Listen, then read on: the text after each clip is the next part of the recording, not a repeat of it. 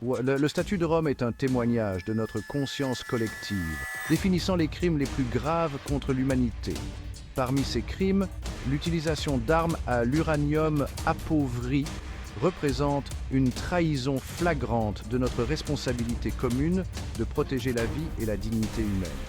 Ces armes, nées des cendres des processus nucléaires, laissent un héritage de souffrance qui transcende les générations, empoisonnant notre environnement et infligeant des souffrances inimaginables à des civils innocents. Il ne s'agit pas d'une question de stratégie militaire, mais d'un crime contre l'humanité.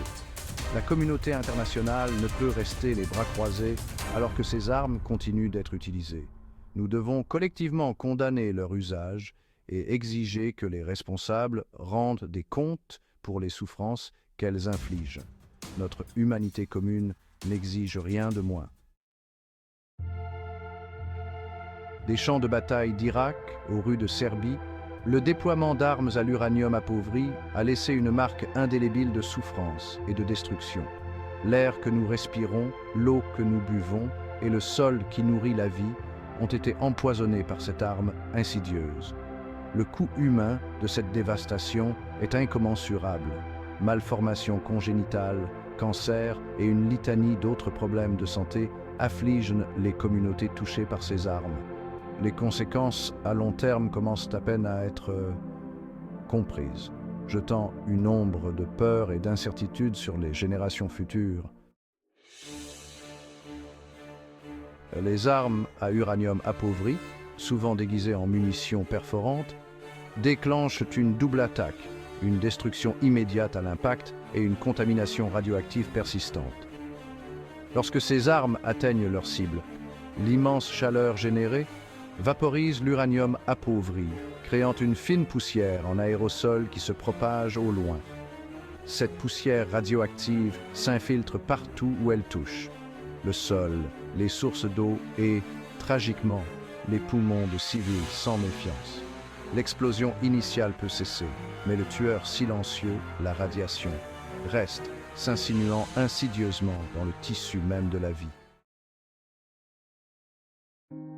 La véritable horreur des armes à l'uranium appauvri ne réside pas seulement dans leur impact immédiat, mais aussi dans leur héritage durable de contamination. Contrairement aux explosifs conventionnels, les résidus toxiques de ces armes ne disparaissent pas simplement. L'uranium, un métal lourd dont la demi-vie radioactive s'étend sur des millénaires, persiste dans l'environnement, contaminant le sol, l'eau et l'air pour les générations à venir. Cette contamination a des conséquences désastreuses pour la santé humaine et l'équilibre fragile de nos écosystèmes. Les cultures cultivées dans un sol contaminé deviennent des voies d'accès pour les particules radioactives dans la chaîne alimentaire, empoisonnant des populations sans méfiance. Les sources d'eau, autrefois sources de vie, se transforment en vecteurs de maladies. L'environnement, déjà mis à rude épreuve par l'activité humaine, est encore plus accablé par le fléau invisible de l'uranium appauvri.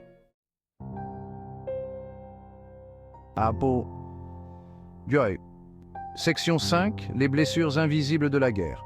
L'uranium appauvri et ses effets sur la santé. Au-delà du carnage immédiat de la guerre, les armes à l'uranium appauvri infligent des blessures insidieuses, souvent invisibles, qui se manifestent longtemps après que les armes se sont tues. L'exposition à cette matière radioactive, que ce soit par inhalation, ingestion ou plaie ouverte, constitue une grave menace pour la santé humaine, augmentant le risque de cancer, de malformations congénitales et d'une foule d'autres maladies. Les preuves scientifiques sont irréfutables. L'uranium appauvri est un cancérogène et un mutagène puissant, capable d'altérer l'ADN et de déclencher une croissance cellulaire incontrôlée. Le coût humain de son utilisation est incommensurable, laissant d'innombrables personnes aux prises avec des problèmes de santé débilitants et condamnant les générations futures à un héritage de souffrance. Section 6. Voiler la vérité, le déni officiel et l'urgence de la responsabilisation. Malgré les preuves accablantes des conséquences dévastatrices des armes à l'uranium appauvri, un voile de déni et de désinformation continuent d'envelopper leur utilisation. Les gouvernements et les institutions militaires, cherchant à se dédouaner de toute responsabilité, minimisent les risques et font obstruction aux enquêtes indépendantes. Cette occultation délibérée de la vérité est un scandale moral. C'est une trahison de la confiance du public et un mépris flagrant pour le caractère sacré de la vie humaine. Nous ne pouvons pas permettre à ceux qui sont responsables de l'utilisation de ces armes de se soustraire à leurs responsabilités. Le monde doit exiger la transparence et tenir les responsables de leurs actes. Section 7. Justice refusée. Tenir les auteurs responsables de l'utilisation d'armes à l'uranium appauvri. L'utilisation d'armes à l'uranium appauvri constitue une violation grave du droit international, violant les principes fondamentaux de distinction, de proportionnalité et d'interdiction de causer des souffrances inutiles. Ces armes, de par leur nature même, sont aveugles, laissant un héritage toxique qui nuit indistinctement aux combattants et aux civils. La communauté internationale a l'obligation morale et juridique de tenir les auteurs responsables de leurs crimes.